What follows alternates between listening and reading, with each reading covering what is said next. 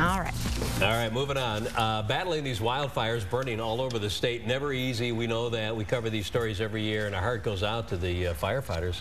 Such a challenge and so dangerous, and their families are home worried about them.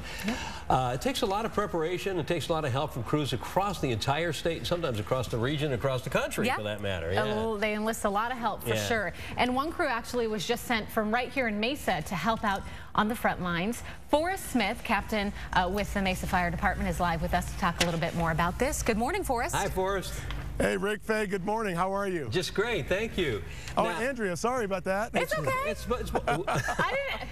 No worries. She said call her anything, don't call her late for supper. There you go. Well, I was just telling your photog I don't want to mess up here and say anybody's name wrong, so there I go. You're fine. You guys have been busy, especially this crew that was sent out just yesterday to help with a different wildfire, not one of the main ones that fire crews are battling, but you guys are always prepped and ready to go. That's right. We're always prepped and ready to go. Matter of fact, each year we do regional training. We get together with crews from throughout the valley here. Matter of fact, the Tonto National Forest just hosted a huge drill a couple of months ago where we had crews from Phoenix, Buckeye, all throughout the valley got together just to prepare for this type of scenario. Now, fighting a wildfire is a lot different than fighting a fire in a municipal area. So the training is specialized, isn't it? I tell you, it sure is. I've had time to spend. I've had a lot of time to spend with those folks who do the wildland, and it's just such a different world. And we have so much respect for the work they do because they really embody that American spirit of working on the go. They eat pretty much where they work. They work long hours, and you know, with the equipment that they're hauling out there, it's just an excellent work ethic and job that they're doing out there. Now, I'm glad you mentioned the equipment because it is much different than the equipment that city firefighters use on a day-to-day basis. Exactly. Some of the stuff that you saw in the shot right here, I mean, we have emergency deployment tents where you pretty much have to be self-sufficient in carrying your own coat. I'm actually wearing a coat that we wear, a lot different than what you see in structural firefighting. This pretty much gives me protection from the elements and embers and that sort of thing. We also have helmets that we wear a little different. We're always wearing eye protection. A lot of this that we get is we take away from the wildland folks, so much that we've learned from them. We even have some of these little air packs that carry a little bit of water and some sort of soap or foam to allow us to get penetration in some of the brush that we have or the thickets that have some of that fire embedded in there.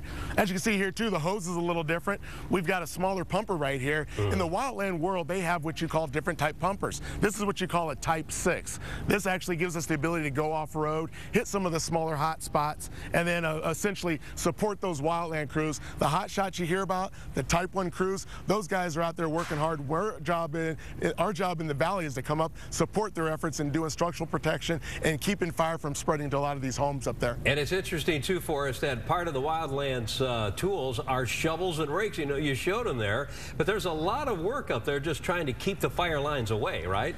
Oh, I tell you what, it is back-breaking work. Those folks up there, I mean, they work year-round. We've got some of the best people in the country, in the world, who are fighting these wildland fires. And as you can see, some of these tools may look different, a little basic, but the idea really is to work around. When you have a house that's got a lot of brush and buildup, what we're doing is we're mainly moving a lot of that dry brush away from the home and trying to take away those fuels from the actual home. That way, if you have fire come in the area, you're limiting the amount of fuels that can essentially spread to that house. I know you mentioned you had just gone through a drill just recently, but you guys in the various other cities that all take part, that have been specifically trained to go then and assist these hotshot crews and things like that, how often do you take these refresher courses so that you guys are ready at the drop of a hat to go up there and help when the call comes in?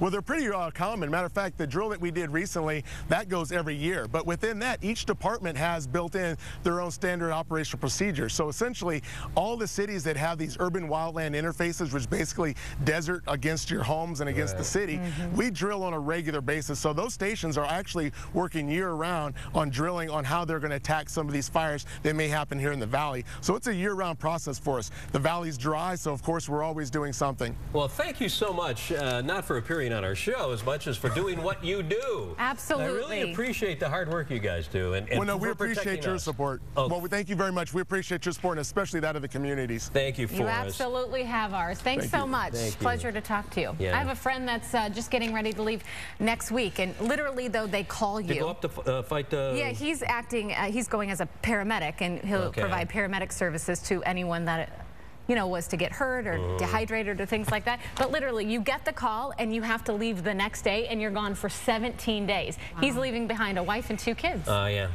And then, Christy, we have this, I was reading the